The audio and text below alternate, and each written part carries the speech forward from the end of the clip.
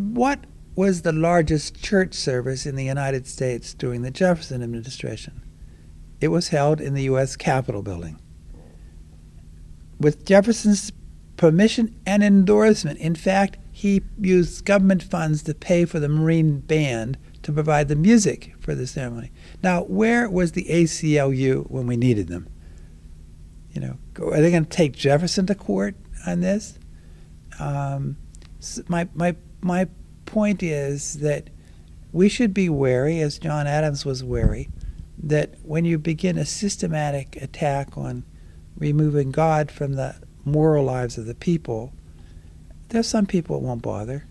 You know, you can be good without God, but a lot of people can't, or at least they don't. They won't.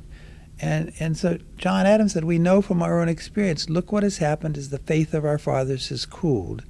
What do we see? We see rising public drunkenness, rising disrespect for the law, you know, rising adultery and other things.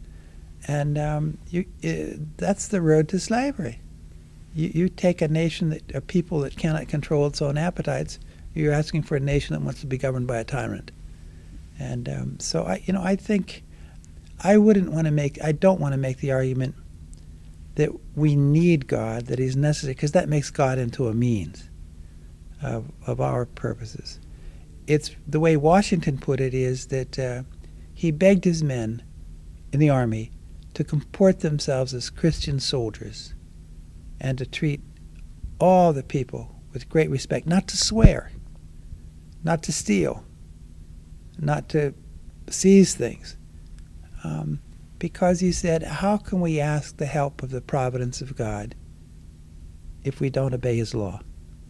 What kind of disconnect is that? We say, God bless America. I remember how we sang it on September 11th.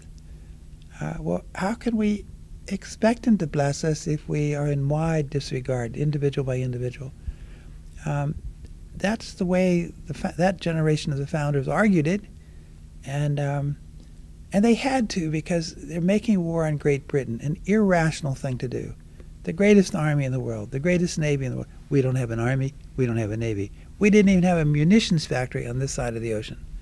So they said, with dependence on divine providence and the help of divine providence. Well, you know, if you don't have a munitions factory or an army or a navy, you better depend on providence. And they thought they had a chance because of the nature of this particular God, the God of liberty.